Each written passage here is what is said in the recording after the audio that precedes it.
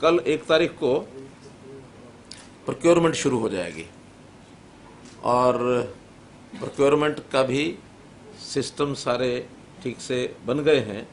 सभी मंडियों में जो हमारा इंफ्रास्ट्रक्चर है, जो भी आवश्यकताएं हैं, वो सब कंप्लीट कर दी गई हैं और कल 1 तारीख से मुख्य रूप से गेहूं की ही प्रोक्योरमेंट इस बार ज़्यादा होगी, क्योंकि पिछले वर्षों में सरसों भी होती थी, लेकिन इस बार सरसों चूँकि एमएसपी से मार्केट रेट काफ़ी ऊपर चल रहा है, इसलिए प्राइवेट खरीद ही उसमें हो रही है, सरकारी खरीद उसमें नहीं हो पा रही अभी। लेकिन रेट अगर आएगा ठीक तो सरकारी खरीद करेंगे, अन्यथा जो प्राइवेट खरीद हो रही है उसी में हमारी जितनी आवश्यकताएं होंगी फिर उसी में से हम पूरा करेंगे। प्रोक्योरमेंट के संबंध में छोटे मोटे विषय कई बार उठते रहे हैं। इस बार हमने एक एसओपी बनाया है, वो पुस्तक तो नहीं मंगवा के सब बंटवा दें एसओपी की।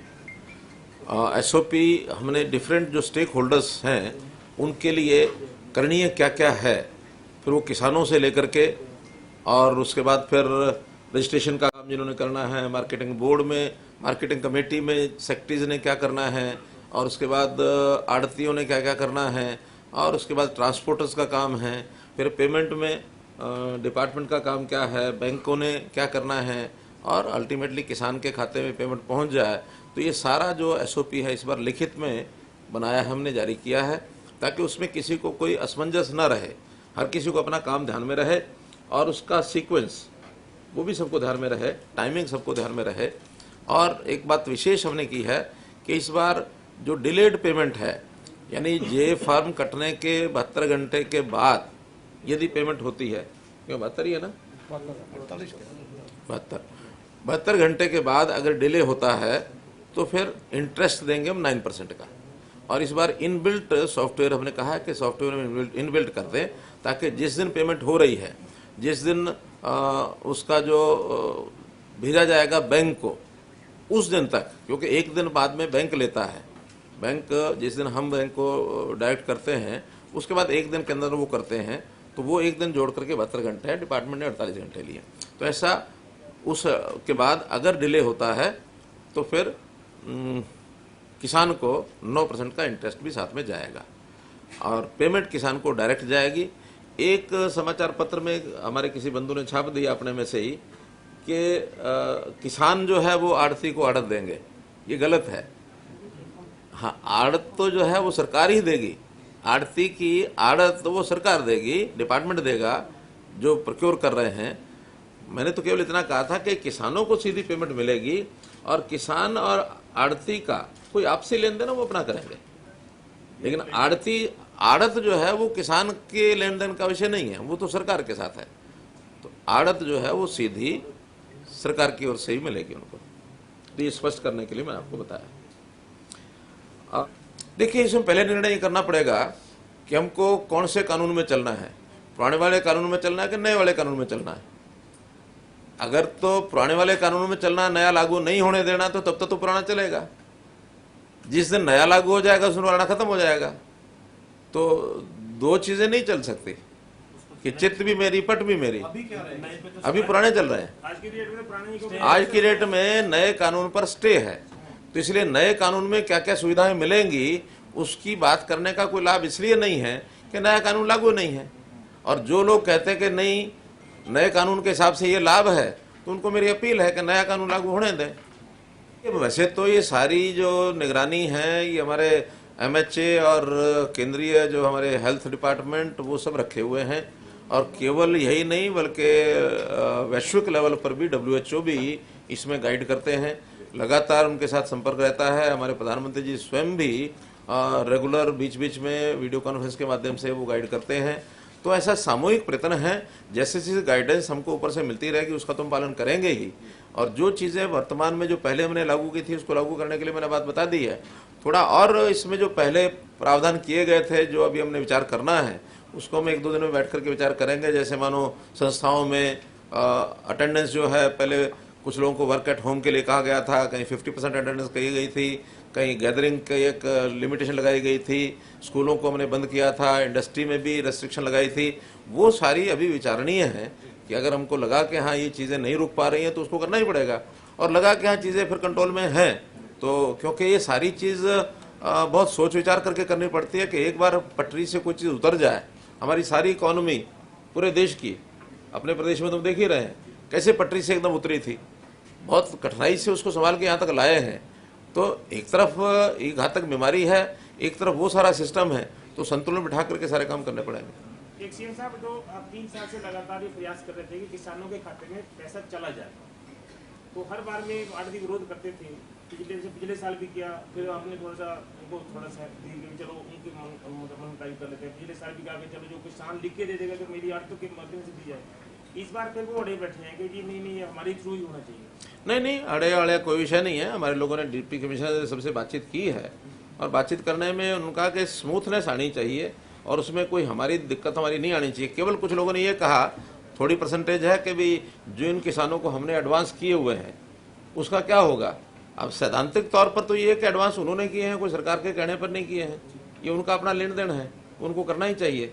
और मुझे नहीं लगता कि कोई किसान ऐसा होगा कि जो पैसा किसी से लेता वापस नहीं देगा, वापस देगा ही। कोई कठिनाइयाँ आएंगी तो उस समय देखेंगे बाद में। किसान के पास भी पैसा आता है तो जिसको देना होता है तुरंत देता है। इतना ही है कि पहले जो जाता था वो आड़ती के पास जमा रहता था, वो हिसाब किताब उसका चलता था। आज किसान के खाते में जाएगा तो वहां से वो निकाल करके चाहे उसको अपने बैंक में ट्रांसफर कराए, चेक ले, कैश ले, वो अपना करते ही है। लेकिन आपने जैसे कहा कि अगर आड़ती नए परचेज सेंटर पे नहीं जाएंगे तो हम कुछ और इंतजाम करेंगे। अब वो हमने पहले भी किया था, FPOs का उस टेम्परेरी लाइसेंस पहले भी दिए थे। आखिर तो बिक्री की व्यवस्था होनी चाहिए। कच्चे आड़तियों की जो लाइसेंस की इंस्ट्रक्शन बताने चली गई है और उनको दे देगा। सीएम साहब, आपने कहा कि विवादों का समाधान जो आपने शुरू किया है, इसमें कई तरह की योजना स्कीम आपने दी है, राहत दी है, लेकिन सबसे ज्यादा HSVP जो पहले हुआ था और HSVP है, ये सबसे ज्यादा चर्चा में रहता है सर विवाद, क्योंकि इसकी पंजाब हरियाणा हाईकोर्ट में चले जाओ, वहाँ हजारों केस पेंडिंग है और बहुत ज्यादा टेक्निकली जो HSVP महकमा है, इसकी स्थिति क्या कहती है सर? आपको लगता है कि इसमें और कुछ बड़ा बदलाव करना पड़ेगा, चूंकि इसकी वित्तीय स्थिति कैसी इस वक्त सर महकमे की, और ये विभाग जो है वो कितना लोगों की उम्मीद जो है, जिस तरह से अलग अलग सेक्टर शहरों में कटे हैं, वहाँ प्लॉटिंग का जो पेंडेंसी है, तमाम तरह की बहुत सारी। देखिए, पहली बात तो यह है कि हमने आने के बाद सारे जो विवाद हैं इनको कैसे समाप्त किया जाए, इसी पर पूरा ध्यान रखा है। नए सेक्टर्स हमने आने के बाद बहुत कम काटे हैं, अब उसकी शुरुआत करेंगे इस टर्म में। लेकिन जितने ये कठिनाइयां हैं इनको ध्यान में रखते हुए सबसे बड़ा विषय था अनाउंसमेंट का। अनाउंसमेंट 2018 में जितनी पेंडिंग थी सारे हमने नोटिस दिलवाए। पहले तो नोटिस ही नहीं जाते थे, 5-5, 6-6 साल नोटिस ही नहीं गए। पिछली बार विधानसभा में मैंने कहा था कि आपने 2012 के बाद सारे नोटिस बंद कर दिए, क्यों बंद किए हमें ये बताइए। लेकिन हमने आने के बाद कहा भी नोटिस नहीं जाएंगे तो सामने वाले को पता ही नहीं लगेगा मेरा कितना पैसा बाकी है और कितना और आगे हो जाएगा। एक साथ सब नोटिस दिए, तब लोगों को लगा कि इतना पेंडेंसी बाकी है, उसी में से फिर ये पेमेंट्स रुकी। रुकने के बाद फिर हमने स्कीमें बनाई। एक स्कीम 40% रिबेट की दी, फिर सेकंड स्कीम 37.5% रिबेट की दी। उसमें बहुत बड़ी संख्या में लोगों ने उसका लाभ उठा करके अपने अकाउंट्स को रेगुलर कर लिया। कुछ लोगों ने बिना लिए यानी बिना स्कीम का लाभ उठाए भी बाद में 5-6 हज़ार लोगों ने अपना छोटी छोटी राशि जिनकी रही होगी या जिसने किसी ने बेचना है, किसी ने कोई जिसकी मजबूरी रही है उसने अपना उठा लिया। शेष अब 15,500 लोग आके ऐसे बचे हैं जिनके विवाद अभी हैं। इसके लिए अब तीसरी स्कीम और हमने लागू कर दी है, जिसमें कैलकुलेशन कराई गई 3 जजेस की कमेटी के द्वारा, और उन्होंने जो हमें जो कुछ रिकमेंड किया था उसके आधार पर अनाउंसमेंट की रिकैलकुलेशन हुई। और रिकैलकुलेशन के बाद वो अलग अलग से अलग अलग सेक्टर का अलग अलग प्लॉट का अलग अलग हिसाब बना। कहीं 20% भी किसी को रिबेट मिला, किसी को 60% भी मिला, तो उसको फ्लोट किया हुआ है। उसके 2 महीने का टाइम 30 अप्रैल तक है और अभी लगभग 1500-1600 लोगों ने 1600 लोगों ने उसमें अपना लाभ उठा भी लिया है। तो 30 अप्रैल तक, सामान्यतः आखिरी दिनों में ही सब करते हैं, तो 30 अप्रैल तक मुझे लगता है कि ज़्यादातर लोग इसमें से अपना लाभ उठा लेंगे। कोई बचेंगे तो देखेंगे क्या कठिनाई है उनकी।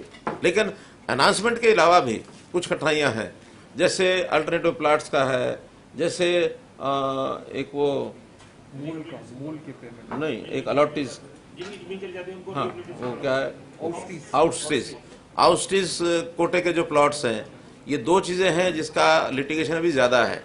उनकी भी कोई स्कीम बना करके उनको भी हम, मुझे लगता है कि कोई सेटलमेंट हम करेंगे उनसे। कोर्ट्स में केसेस बहुत गए हुए हैं। अनाउंसमेंट वाले केसेस में हमने कहा कि जो इस स्कीम का लाभ उठा करके और कोर्ट से बाहर अपना फैसला करना चाहे तो आगे कर सकता है, लिटिगेशन अपने आप समाप्त हो जाएगी। 1681 लोग। तो ऐसे ही हम लगातार लगे हैं कि हर विभाग की ऐसी जो समस्याएं हैं लोगों की, इसको कैसे हम हल करें। तो ये बताएं कि ये लगातार मीडिया में चल रहा है मंत्रिमंडल के विस्तार का, क्योंकि आप सामने मौजूद हैं, ये बताएं कि मंत्रिमंडल का विस्तार कब तक हो रहा है? क्यों चिंता कर रहे हो? नहीं, इतनी चिंता क्यों कर रहे हो आप? ये चिंता तो हमारी होनी चाहिए, आपकी थोड़ी। नहीं, आपसे ज्यादा मीडिया को ज्यादा वैसे ये मंत्रिमंडल बनाना बिगाड़ना इसे मीडिया ही करता रहता है, ये मीडिया ही करता रहता है। आप इतना ज्यादा रुचि ना लिया करो इसमें। चुनाव कोई संभावना नहीं है सर? नहीं, कुछ अभी कोई चुनाव को लेकर चुनाव आयोग को निवेदन करेंगे कि उचित जो परिस्थिति हो उसमें चुनाव कराएं। वो पंचायत चुनाव को लेकर है सर, बीच में आपने कहा था कि परिस्थितियां उस हिसाब से नहीं है, कुछ नया कुछ चेंजेस आया। नहीं, तो अभी तो जैसे मैंने बताया कि परिस्थितियां जैसे आप देख रहे हैं, वातावरण, हाँ, जैसा वातावरण था वैसे ही है। अभी अंतर क्या है? कुछ नहीं। कोविड तो पहले भी था, लेकिन बीच में झटका खा के फिर आ गया। कोई नहीं, करा लेंगे, लेकिन काम किसी का रुकने नहीं देंगे। ग्रामीण क्षेत्र में जितने काम हैं विकास के, जितनी इन लोगों की डिमांड्स पहले आई हुई है हमारे पास या आगे आएंगी, वो काम किसी का नहीं रुकेगा, एडमिनिस्ट्रेटिव तरीके से हो जाएंगे। जेजेपी के कुछ कार्यकर्ताओं ने अभय चौटाला का विरोध किया। जेजेपी के? हाँ जी, तो अब ये होने लगा एक दूसरी पार्टी के लिए, तो इसको देखिए, लोकतंत्र में ये सारी चीजें एक सीमा में रह करके ही होनी चाहिए। सीमा पार किसी को नहीं करनी चाहिए, बार बार कह चुका हूँ।